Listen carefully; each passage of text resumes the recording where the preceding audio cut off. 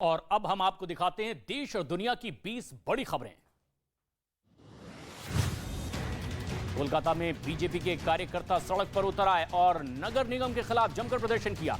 युवा मोर्चा ने नगर निगम घेराव अभियान चलाया। राज्य में लगातार डेंगू के बढ़ते मामलों की वजह से कार्यकर्ताओं ने प्रशासन के खिलाफ अपना गुस्सा जाहिर किया और इस दौरान बड़ी संख्या में सड़क पर पुलिस के जवान भी मौजूद रहे। वहीं प्रदर्शनकारियों को रोकने की वजह से लोग बैरिकेड पर चढ़ते नजर आए। हिमाचल प्रदेश के चंबा में बीजेपी अध्यक्ष जेपी नड्डा ने चुनावी रैली की है, जहां उन्होंने डलहौजी विधानसभा की जनसभा को संबोधित किया। इस दौरान बीजेपी अध्यक्ष जेपी नड्डा ने कांग्रेस पर जमकर हमला बोला। नड्डा ने कहा, हम मिशन के लिए काम करते हैं, लेकिन कांग्रेस नेता कमीशन के लिए काम करते हैं। प्रधानमंत्री नरेंद्र मोदी केंद्रीय सतर्कता आयोग के आयोजित सतर्कता जागरूकता सप्ताह कार्यक्रम में शामिल हुए, जहां उन्होंने सीवीसी के नए शिकायत प्रबंधन प्रणाली पोर्टल का शुभारंभ किया। इस मौके पर प्रधानमंत्री नरेंद्र मोदी ने कहा कि छात्र यहां आए हैं, लेकिन सिर्फ 20% पुरुष भ्रष्टाचार के खिलाफ लड़ाई में इनाम ले गए, जबकि 80% इनाम बेटियां ले गई। 6 राज्यों की 7 विधानसभा सीटों के उपचुनाव के लिए मतदान जारी है। महाराष्ट्र के अंधेरी पूर्व विधानसभा में, बिहार के मोकामा और गोपालगंज के विधानसभा, हरियाणा में आदमपुर विधानसभा, तेलंगाना में मुनुगोड विधानसभा के साथ ही साथ उत्तर प्रदेश में गोरखनाथ विधानसभा और ओडिशा में धामनगर विधानसभा में मतदान जारी है, जिसकी मतगणना रविवार को होगी। पंजाब में रोक के बावजूद लगातार पराली जलाने का सिलसिला जारी है। पटियाला से वीडियो जारी किया गया है, जहां पर किसान अपने खेतों में पराली जला रहे हैं। बताया जा रहा है कि पराली जलाने के मामले में दोगुनी बढ़ोतरी हो गई है। मोहाली, संगरूर, बठिंडा और फिरोजपुर में सबसे ज्यादा पराली जलाई गई है। 24 घंटे में अब तक के सबसे ज्यादा यानी कि 3634 मामले सामने आए। महाराष्ट्र के पुणे में कबाड़ के गोदाम में भीषण आग लगने के बाद इलाके में हड़कंप मच गया, जिसके बाद घटना की जानकारी मिलने पर वहां 5 दमकल की गाड़ियां पहुंची और कड़ी मशक्कत के बाद आग पर काबू पाया गया। हालांकि गोदाम के अंदर रह रहे 3 परिवारों को रेस्क्यू कर सुरक्षित बाहर निकाल लिया गया। उत्तर प्रदेश के आगरा में दर्दनाक सड़क हादसा हो गया। नेशनल हाईवे 19 पर एक रोडवेज बस खड़े टैंकर से जा टकराई। बस कानपुर आगरा की तरफ जा रही थी और तभी यह हादसा हो गया। इस बस में 30 यात्री सवार थे। भीषण टक्कर में 2 लोगों की मौके पर ही मौत हो गई, जबकि 19 लोग घायल हो गए, जिन्हें इलाज के लिए अस्पताल में भर्ती कराया गया, जहां कुछ लोगों की हालत अब भी गंभीर बनी हुई है।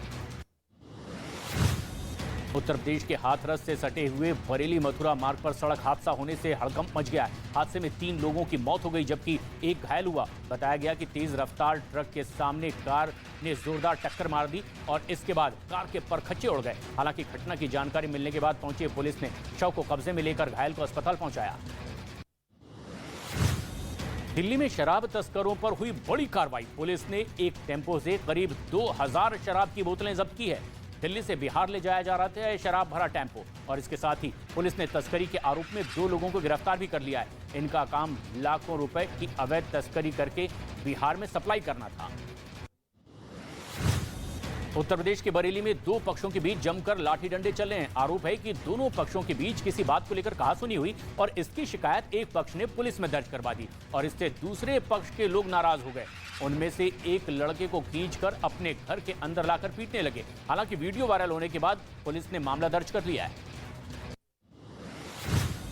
उत्तर प्रदेश के मेरठ में वर्चस्व को लेकर छात्रों के 2 गुट आपस में ही भिड़ गए। दोनों के बीच जमकर मारपीट हुई। छात्रों के बीच हुई इस मारपीट खड़े वहां कुछ लोगों ने रिकॉर्ड कर ली। हालांकि वीडियो वायरल होने के बाद पुलिस भी हरकत में आई, जिसके बाद घायल छात्रों को तहरीर के आधार पर मुकदमा दर्ज कर लिया गया है।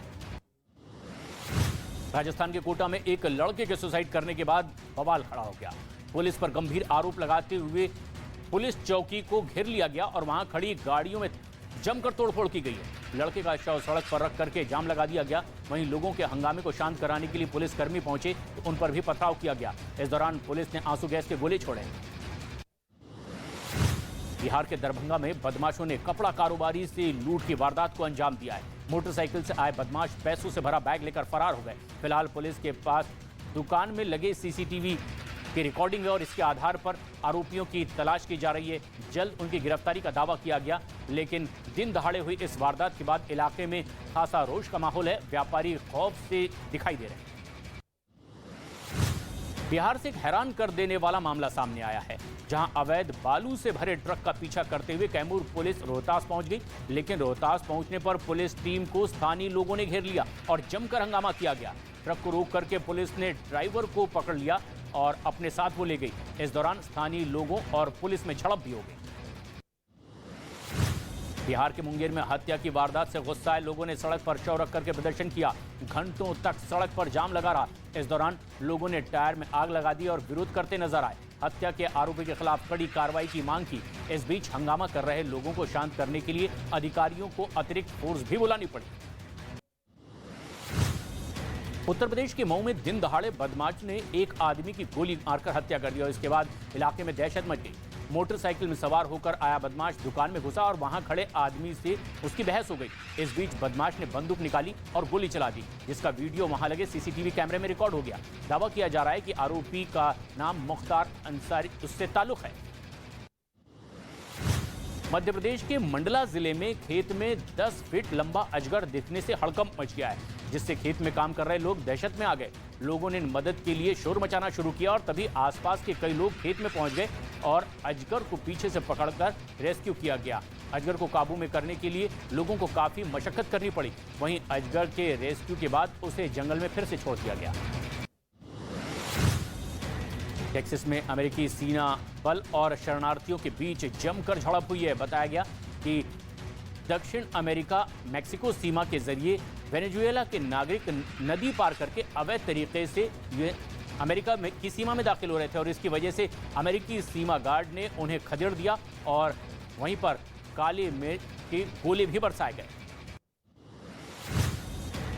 श्रीलंका की राजधानी कोलंबो में सरकार के खिलाफ लाखों की तादाद में लोग सड़क पर उतरे नजर आए। उन्होंने हिरासत में लिया गया नेताओं की रिहाई की भी मांग की है। इस दौरान प्रदर्शनकारियों को रोकने के लिए भारी पुलिस बल को तैनात किया गया, जिनकी कोलंबो के रेलवे स्टेशन तक मार्च निकालने की योजना थी।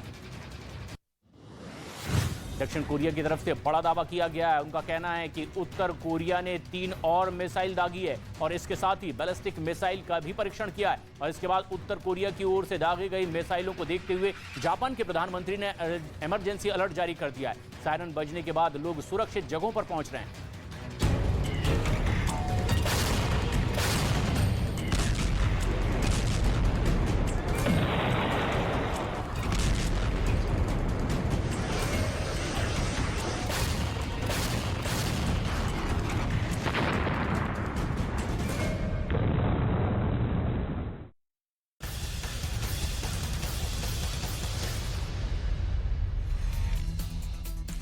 सऊदी अरब और ईरान के बीच स्थिति ठीक नहीं है। खबर यह है कि ईरान किसी भी वक्त सऊदी अरब पर हमला कर सकता है और ये खुफिया